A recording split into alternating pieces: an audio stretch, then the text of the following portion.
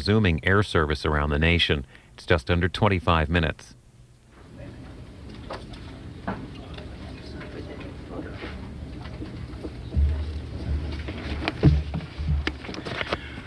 First of all, let me apologize for holding you all up. As President Bush said, Tuesday's acts of cowardice were a deliberate and direct act on the security of the American people and on freedom-loving people across the globe. In order to restore our security to the fullest extent possible, we exercise the necessary precautions while assessing our nation's transportation systems.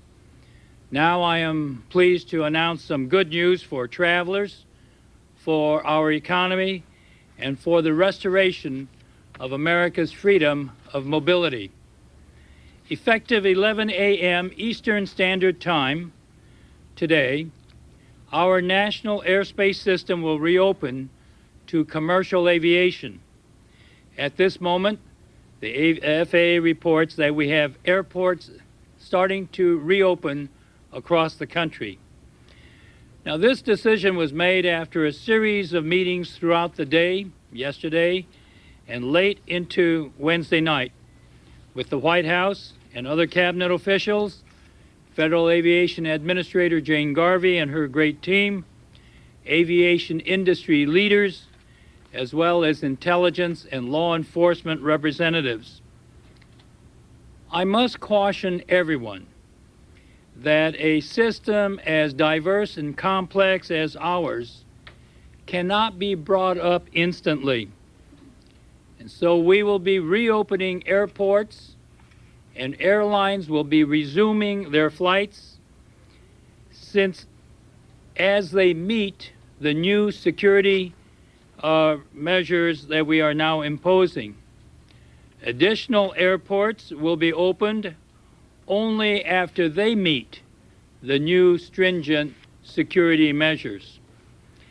Anyone planning on flying today, or not even today, but henceforth, should check with their airlines regarding the level of service and flight schedules, and especially be able to allow plenty of time to deal with the heightened security precautions. As I stated yesterday, safety is always of paramount importance, and in these extraordinary times, we will be vigilant.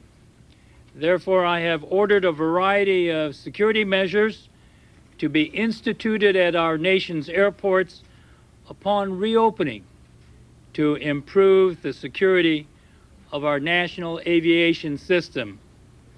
A thorough search and security check of all airports and airplanes will take place before passengers are allowed to board any aircraft. We have discontinued off-airport check-in and curbside check-in at the airport.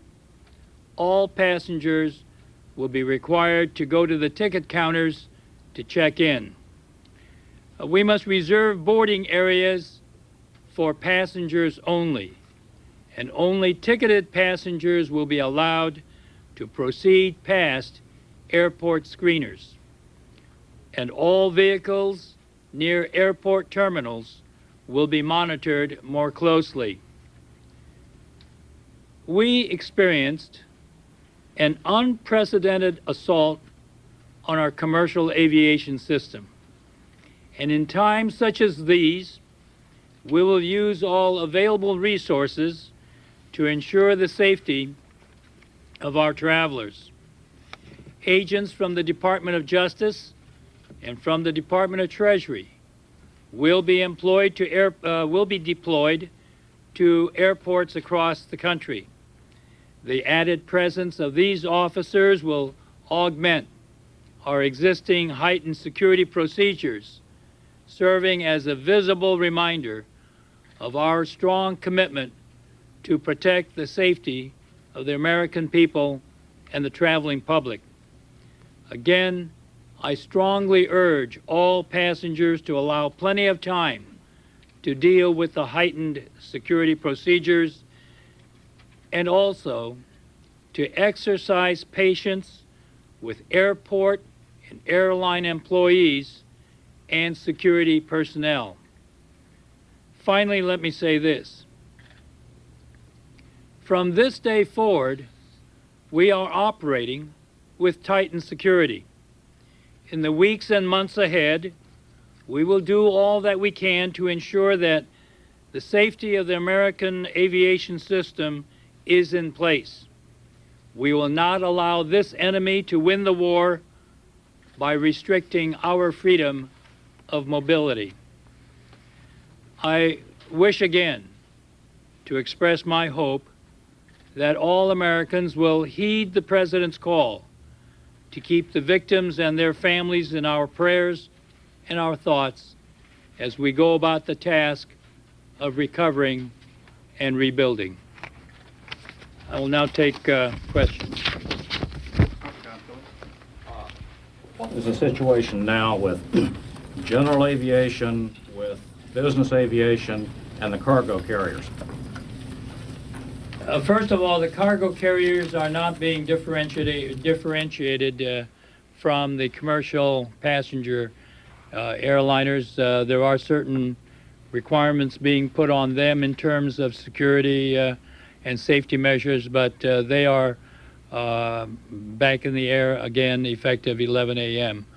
On private or general aviation, rather, I will have a little more on that subject later this day. But right now, this is a announcement only as it relates to the commercial and cargo airline. As of 11 a.m., you can't go out and hop in your Cessna and take off? No, sir. Okay. Mr. Secretary, Mr. Secretary, some safety experts are saying that the United States is opening their airports too quickly, that some of the security measures are a quick fix and low-level security, and that we should be really looking at a long-term possibility of even federalizing security, arming pilots, training flight attendants with some kind of anti-terrorist combat. Is there any thoughts or any feelings, or have there been discussions on adding more security into the airlines and airports? Well, I think the part of the question, the implication is the short-term, long-term. What we are trying to do right now is restore to normalcy as well as we can the ability to travel. The President had indicated on Tuesday that he wanted to return life in the United States as fast to what we knew before 8:50 a.m. on Tuesday. And so what we are trying to do is to get back into normalcy by allowing commercial airline travel. Yesterday we said we would allow those continuation flights or flights that were diverted to continue on to their final location. There are other things that have to be done, and one of the ones that is a very high priority is the whole issue of the screening of passengers. Now, do we federalize it? If we federalize it, who's going to be doing the work? Are they civil service employees? Or are we just going to be federalizing in the sense that the FAA/DOT is now going to take over the contract, and then are we going to go around and asking for bids from the lowest contractor? So what have we netted then? All we've done is to move it from a low-cost, low bid contractor at the that's awarded by an airline at a specific airport to FAA/DOT. That doesn't improve security. So yes, you're right. That whole issue of do we nationalize or federalize passenger screening, that is a longer-term issue that we are looking at as we speak. Those other things that you mentioned about other training requirements, those are also issues that are being looked at in the longer term. And yes, we are. So we're trying to do things on a two-phase basis. If I were to characterize it, one, to try to get up as soon as we can and then the other to deal with some of these other issues on a longer-term basis. Mr. Secretary, in both those phases, will those Justice and Treasury officials who are being deployed around the country, will they board and fly aircraft? Will they be the new marshals? In the case of, for instance, we'll be using uniformed personnel more at airports to be able to, again, increase safety and security. For on board, we do need trained personnel on how to deal with the use of weapons in a aluminum cylinder that's flying through the air. And it would take several weeks to train people who, let's say, we might get from INS agents or Border Patrol or others in terms of being competent to being federal air marshals. On the other hand, we are asking for expeditious treatment and action by the Department of Defense to give us some Delta Force folks. They are already trained on high-risk situations, and it wouldn't take that much more training to put the Delta Forces on the airplanes. So we're hoping to augment federal air marshals with Delta Forces. The other issue about whether we take a, I don't know, let's say a Border Patrol agent and train them for being on an airplane, that will be, I guess, another part of this phase. But right now, for the immediacy, we're going to keep them in terms of their use at airports. There was a rumbling yesterday that you might bar mail and freight shipments cargo on passenger planes. Is there any consideration being given to that, and can you go into more detail on these new security measures for the cargo airline? As of right now, in terms of belly cargo, mail is not being allowed.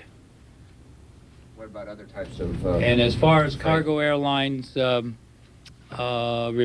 see, let me get a reminder from Monty. Can you help me out on this?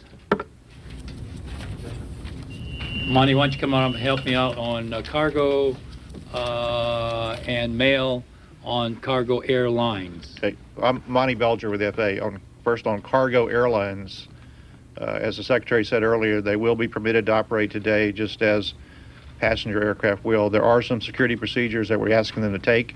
I'm not going to talk specifically about those procedures, as we always don't, but there are some things that the cargo carriers will have to do. As far as mail and cargo on passenger aircraft, as the Secretary said, we're going to temporarily suspend the carriage of mail on passenger aircraft. There are a series of security things that will not be visible to the passenger or to the shipper that we're asking the passenger carriers to take, and we think those are adequate. So mail, no, but cargo, perhaps. Yes. Freight forwarding, yes. Okay. Yes. But no cargo in the hold of a passenger plane. Okay. So can you Right. repeat that, please? No cargo in the hold of the passenger plane? Temporarily, we have suspended the carriage Mail and of cargo. mail and cargo in passenger aircraft. In the back. Mr. Secretary, how do you respond to those who say that America's airports have never been safe and that people are poorly trained and that is what has allowed something like this to happen? Well, I'd have to differ with that generalized statement about never have been safe. If you want to talk about screening passengers, that has always been an issue with me personally. As chair of the aviation subcommittee, we held hearings back in the early 80s about minimum wage employees of screening companies.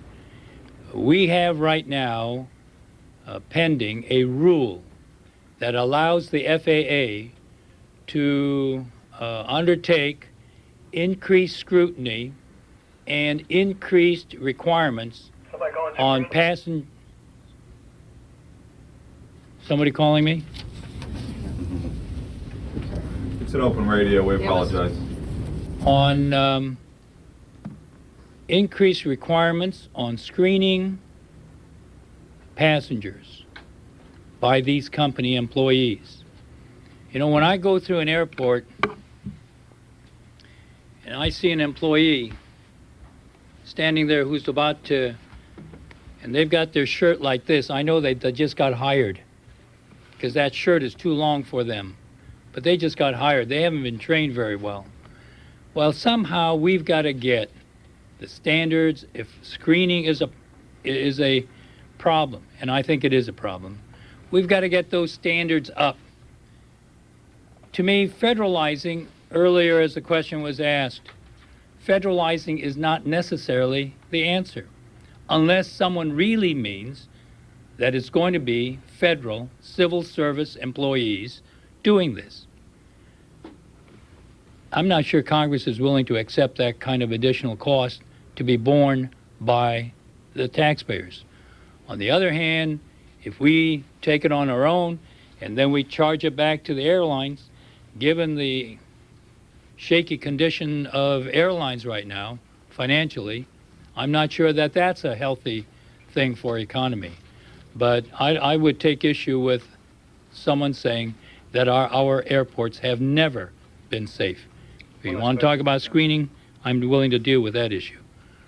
Mr. Secretary, it's been said many times that the sheer numbers of people who are traveling now are stressing the aviation system from top to bottom. Is it time, I understand what you're saying about federalizing, but is it time for the federal government, through policy or through legislation, to now step in and ease the burden on the U.S. aviation system? Well, when you're talking about ease of burden, you mean the fact that we had 700 million passengers fly in the year 2000, and in the year 2010 we're going to have 1 billion. Are you saying that we ought not to allow that many people to be flying? See, I think in terms of our marketplace economy, I don't want to suppress on the demand side. I'm trying to make sure that we have enough on the infrastructure, airport, airline side to be able to meet the demands of the traveling public. I don't think, I mean, to me, the greatness of this country is not only democracy, but the freedoms that we have, that we enjoy. And as I said yesterday, one of those freedoms that we cherish the most is the freedom of movement. And we want to be able to move freely, but we also want to be able to move efficiently and safely. So rather than depress on the demand side, I'd rather have the infrastructure to be able to deal with that. Now, as we increase the infrastructure, I want to make sure that it is done on a safe and secure basis, because President Bush's priority is without a doubt safety and security. So to that extent, I fully endorse or feel that that's the way we ought to be doing it, and I would not want to be suppressing the demand side for fear of the numbers who are flying. Let me take Secretary? Yes. Has you received reports on what happened Tuesday? Is there anything that you've seen that you wish the people of this department had done differently?